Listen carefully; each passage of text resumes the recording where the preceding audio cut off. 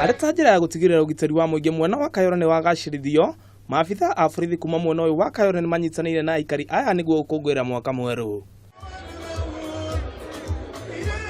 Harĩ gũtigĩrĩra motungata nĩ makinyĩra mũingĩ gĩcigo-inĩ gĩkĩ, mũingĩ nĩ ũrĩtio kũnyitanĩra na borithi na njĩra ya kũmamenyithia ciĩko ciothe cia ũgũku wa ũgitĩri, nao nĩguo kũhatana na kũhũrana na ũmaramari. Work together, they have been assisting us in achieving our objective in crime, fighting crime and preventing crime within the CBD.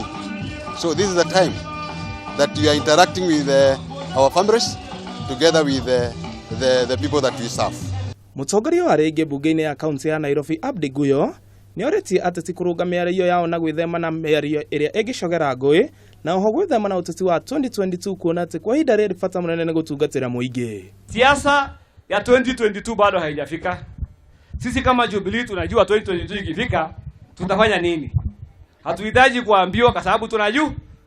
Nake mũmbunge wa Embakasi Central Benjamin Gathiru nĩ orĩtie maabitha a borithi gũtigĩrĩra atĩ ateti arĩa maracogera ngũĩ nĩ matacũkĩrio ikinya gũtekũmakania ikĩro iria menacio.